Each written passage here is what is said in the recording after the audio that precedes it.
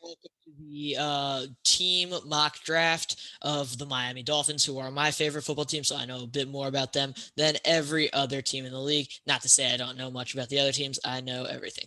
But jokes aside, want to promote our live stream for the NFL draft first round. It's going to be an ESPN-like experience. You're going to love it. I absolutely guarantee it. Hopefully we can get a big crowd in there. We'll be answering questions. We'll be polling who you guys think is going to go next. Who knows? Maybe we'll do some giveaways. I don't know. Definitely going to talk this one out. But without further ado, I do want to get into the Miami Dolphins mock draft. So just to take some perspective, they've got very few picks in the first couple rounds this draft because of the Tyreek Hill trade, in which they traded a first-round pick, a third-round pick, and a fourth-round pick for Tyreek Hill, and a 2023, I believe, third-round pick. And Miami now are saddled with the pick 103 as their first pick. It's gonna take a while for it to get there, so I will be talking what they do need, and that is interior offensive line, specifically center, linebacker, and they would like to get another wide receiver as kind of their wide receiver 4 if necessary, as there's not a real consensus wide receiver 4. You can think of Lynn Bowden as that. You can think of Isaiah Ford as that, but they want someone else, especially since this wide receiver class is so deep. So running back seems to be set. Quarterback, they're rolling with their guy. Tua Tagovailoa, couldn't be happier about it.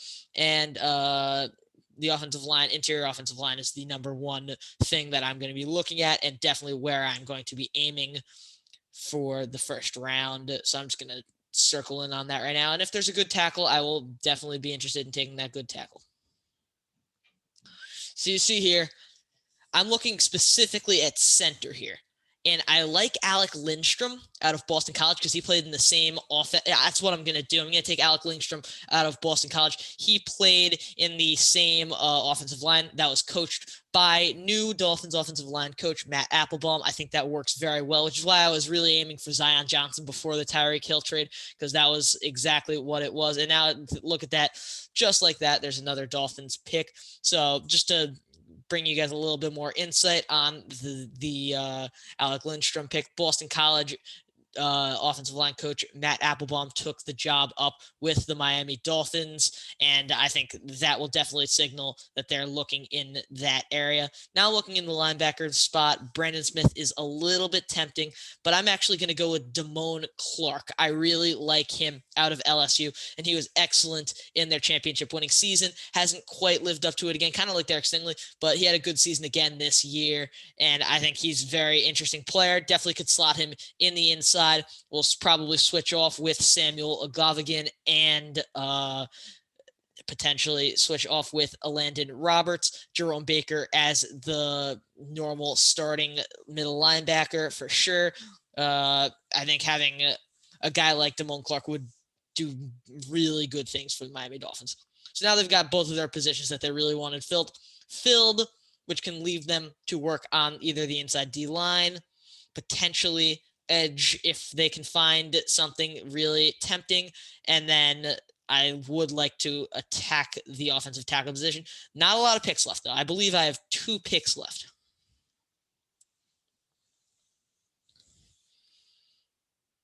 Let's see if I can attack the tackle position, because that could be an issue. And there is another Boston College man on the board. I'm not going to do it just because it doesn't seem like the right value pick. Let's look corner. Also not brilliant there. Let's look at the edge. Oh, look, Tagovailoa. No, not going to happen, though. Yeah, so I'm actually going to target wide receiver, as I said I would.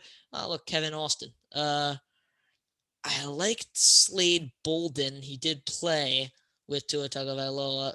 This is a tough one. I'm going to look at the board as a whole. And if they had not signed Thomas Morstead, I would be very interested in seeing them bring in Matt Ariaza, but they did, so I will not be doing that.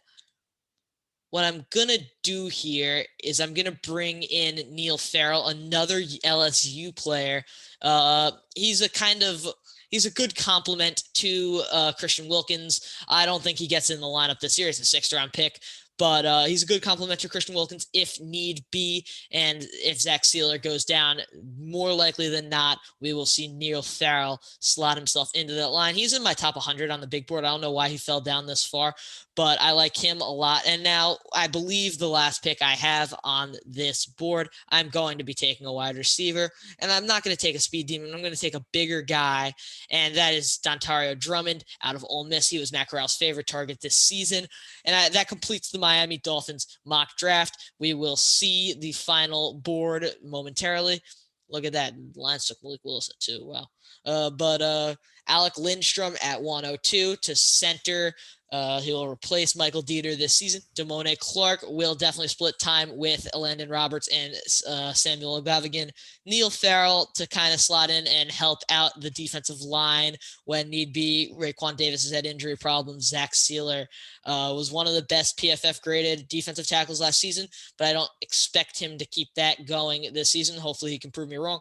And finally, Dontario Drummond, just to get that size on the outside. Cedric Wilson right now is the biggest receiver on the Miami Dolphins, which is a bit of a problem in terms of size. Obviously, Mike Gesicki does line up out wide a bunch, which is helpful.